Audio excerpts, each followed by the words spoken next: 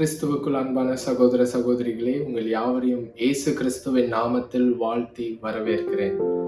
பொதுவாக ஒரு மனிதனுடைய வாழ்க்கையை பார்க்கும் பொழுது, இந்த வாழ்க்கையில நிறைய காரியங்களுக்கு நம்ம முக்கியத்துவம் கொடுக்கக்கூடியதாக இருக்கிறது. நிறைய காரியங்களை நாம் பெரிதாக எண்ணுகிறோம். நம்மளுடைய வாழ்க்கையை எடுத்து பார்க்கும் பொழுது நிறைய காரியங்களுக்கு ஒரு முக்கியத்துவம் கொடுக்கிறோம். நிறைய காரியங்களை நாம் பெரிதாக எண்ணுகிறோம். என்ன காரியங்களை நாம் முக்கியத்துவம் கொடுக்கிறோமோ, அதை பெரிதாக எண்ணுகிறோமோ, அதை ஒரு விதத்துல அது மேல நம்பிக்கை வைக்கிறோம் அப்படின்னு தான் அர்த்தம். அதை நம்புறதுனாலதான் அதுக்கு ஒரு முக்கியத்துவம் கொடுக்கிறோம். அதை நம்புறதுனாலதான் அதை பெரிதாக எண்ணுகிறோம். எதை பெருசா எண்ணுறோமோ ஒரு விதத்துல அதை நம்ம மேன்மை பாராட்டவும் செய்கிறோம். அத இல்லைன்னா அதை பெருசா எண்ண மாட்டோம். இன்னவே we are giving more importance இல்ல, அதனாலதான் அதை ஒரு விதத்துல நம்ம அதை மேன்மை பாராட்டுகிறதாகவும் இருக்கிறது.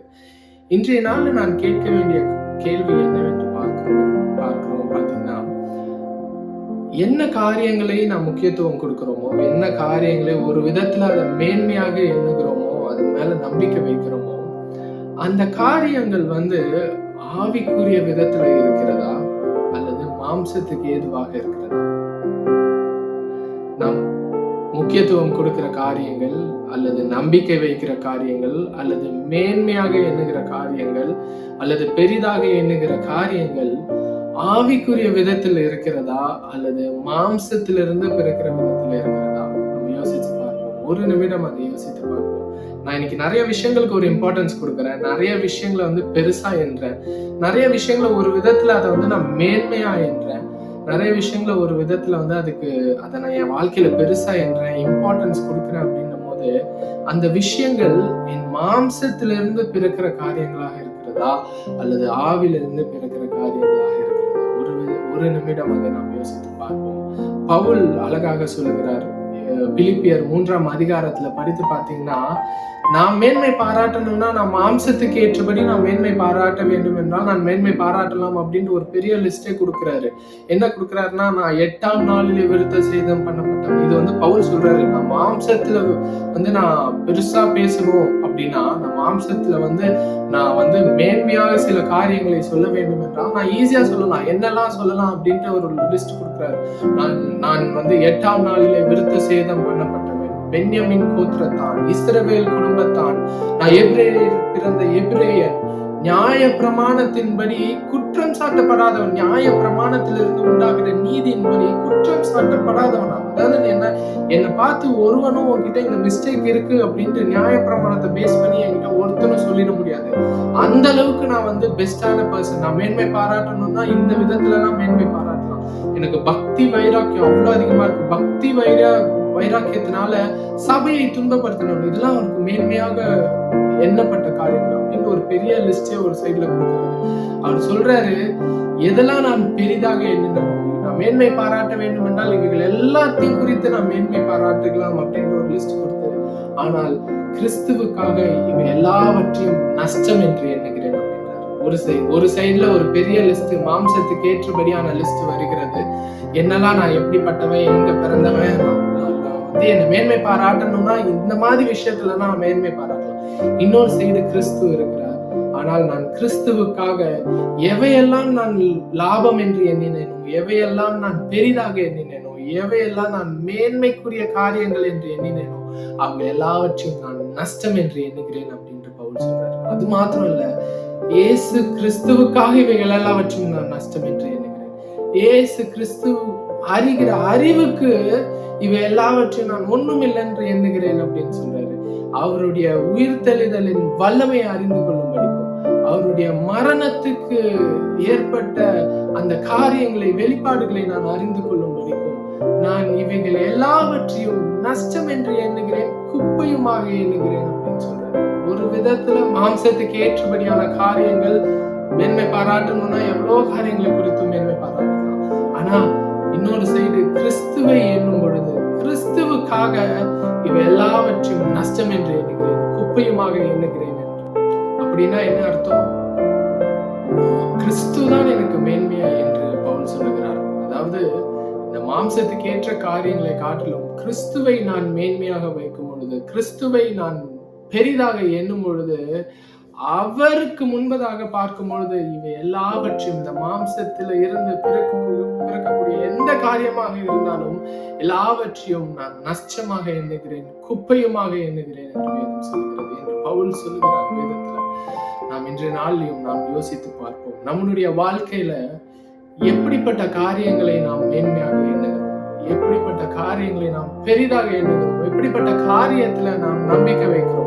மாம்சத்திலிருந்து பிறக்கக்கூடிய காரியத்தின் மேல நாம் நம்பிக்கை வைத்து அதை பெரிதாக எண்ணி அதை ஒரு விதத்துல மேன்மை பாராட்டுகிறோமா, அல்லது கிறிஸ்துவை மேன்மை பாராட்டுகிறோம்? பவுல் அழகாக சொல்லுகிறார், நான் கிறிஸ்துவையே மேன்மை பாராட்டுகிறேன், எனக்கு அவரை அறிகிற அறிவுக்கு ஒப்பாகும் பொழுது இவை எல்லாவற்றையும் நான் குப்பையாக எண்ணுகிறேன். நான் அவர் எனக்காக இருக்கும் பொழுது நான் கிறிஸ்துவுக்காக எல்லாவற்றையும் நான் குப்பையாக எண்ணுகிறேன், நஷ்டம் என்று எண்ணுகிறேன். எனக்கு அவரே லாபம், எனக்கு அவர் தான் மேன்மை, ஒரு விதத்தில் அவரை தான் மேன்மையாகவே வைக்கிறார். மீது எல்லாவற்றையும் நான் நஷ்டம் என்றும் குப்பை என்றும் எண்ணுகிறேன் என்று சொல்கிறார். அவரை போல இந்த உலகத்துல நாம் வாழ்ந்து கொண்டிருக்கிறோம். நம் வாழ்க்கையில எப்படிப்பட்ட காரியங்களுக்கு நாம் முதன்மை இடத்தை வைக்கிறோம், எப்படிப்பட்ட காரியங்களை நாம் மேன்மையாக வைக்கிறோம்? கிறிஸ்துவை மேன்மையாக வைக்கிறோமா, அல்லது மாம்சத்துக்குரிய காரியங்களை மேன்மையாக வைக்கிறோமா? கிறிஸ்துவை நாம் மேன்மையாக வைப்போமாக. கிறிஸ்துவை அறிகிற அறிவுக்கு ஒப்பாக வேற எதுவுமே வைக்க முடியாதுங்க. கிறிஸ்துவை அறிகிற அறிவு வரும்போது அதுதான் எனக்கு மேன்மை. கிறிஸ்துவுக்குள்ளாக நான் எல்லாவற்றையும் நான் மேன்மையாக பார்க்கிறேன். கிறிஸ்துவுக்குள்ளான காரியங்களை நாம் சிந்திப்போமாக. கிறிஸ்துவுக்குள்ளாக எல்லா காரியங்களும் நாம் பேசுவோமாக. நாம் பேசுகிற வார்த்தைகள் கிறிஸ்துவுக்குள்ளாக இருக்கணும், அவருடைய வார்த்தைக்கு ஏற்றபடி இருக்க வேண்டும். நாம் சிந்திக்கிற காரியங்கள் கிறிஸ்துவுக்குள்ளாக இருக்க வேண்டும். நாம் செயல்படுகிற காரியங்கள் கிறிஸ்துவுக்குள்ளாக இருக்க வேண்டும். அது காட்டும் நாம் எதுக்கு மேன்மை கொடுக்கிறோம் என்று. கிறிஸ்துவை நாம் மேன்மையாக வைப்போமாக.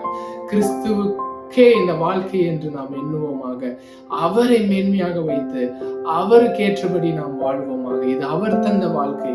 நாம் அவருடைய சித்தத்தை செய்ய வேண்டும், அவருடைய நோக்கங்களை நாம் நிறைவேற்ற வேண்டும் என்று நமக்கு இந்த வாழ்க்கையை தந்திருக்கிறார். இந்த வாழ்க்கையை கிறிஸ்துவையே நாம் மேன்மையாக வைப்போமாக. நம்மளே நம்ம மேன்மையாக வைக்கக்கூடாது. அந்த ஐன்ற ஃபேக்டர் கூட வரக்கூடாது. It's not I or anything that is coming by the physical things. மாம்சத்திலிருந்து வரக்கூடிய காரியங்கள் நாம் மேன்மை பாராட்டாமல் இருப்போமாக. கிறிஸ்துவையே நாம் மேன்மை பாராட்டுவோமாக. அவரையே நாம் முதன்மையான இடத்துல வைப்போமாக. அவரையே நாம் பெரிதாக எண்ணுவோமாக. அவரை அறிகிற அறிவு, அவருடைய உயிர்த்தெழுதலின் வல்லமை, கிறிஸ்துவுக்குள்ளாக நான் வாழ வேண்டும் என்கிற எண்ணம், அது நமக்கு பெரிதாக நம்முடைய வாழ்க்கையில இருக்கட்டும். மீது எல்லா காரியங்களும் நஷ்டம் என்று இருக்கட்டும், அதை குப்பையமாக இருக்கட்டும். கிறிஸ்துவே உங்களுடைய வாழ்க்கையில மேன்மையான இடத்துல இருப்பாராக. அவரை மேன்மைப்படுத்துகிறாங்க. அதன் மூலமாக அவருடைய நாம மகிமைப்படட்டும். அவர் அதன் மூலமாக எப்படிப்பட்ட சூழ்நிலையும் கிறிஸ்துவுக்குள்ளாக நாம் வெற்றி சிறக்க முடியும். எப்படிப்பட்ட காரியங்களையும் நாம் ஜெயம் கொள்ள முடியும். என்ன வாழ்க்கை, எப்படிப்பட்ட வாழ்க்கை வாழ வேண்டும் என்று அவர் திட்டமிட்டு வைத்திருக்கிறாரோ அவருக்கு முதன்மையான இடத்தை கொடுத்து நாம் வாழுவோமானால் அவருக்கு ஏற்றபடியாக வாழ்க்கையை நாம் வாழுவோமாக. அப்படிப்பட்ட வாழ்க்கையை நம்மளால வாழ முடியும். அப்படின்ற ஒரு நிச்சயத்தோடு, ஒரு விசுவாசத்தோடு தொடர்ந்து கிறிஸ்துவுக்காக நாம் இந்த உலகத்துல ஜீவிப்போமாக. பவுல் சொல்லுகிறார், இது நான் அல்ல, இனி நான் அல்ல, கிறிஸ்துவே எனக்குள் ஜீவிக்கிறார். அப்படிப்பட்ட விதத்துல இனி நான் அல்ல, என்னுடைய சுயம் அல்ல, நானே இல்லை, கிறிஸ்துவே வாழுவாராக. உங்களுடைய வாழ்க்கையின் மூலமாக அவர் வெளிப்படுவாராக. அவருடைய குணாதிசயங்கள் வெளிப்படும். ஒரு விஷயம் நாம் சிந்தித்து பார்ப்போம், எது நமக்கு மேன்மையாக இருக்கிறது? மாம்சத்துக்கு ஏற்ற காரியங்களா அல்லது கிறிஸ்துவா? கிறிஸ்துவே மேன்மையாக இருப்பாராக. வாழ்க்கையில மேன்மையான இடத்துல இருந்து அவரை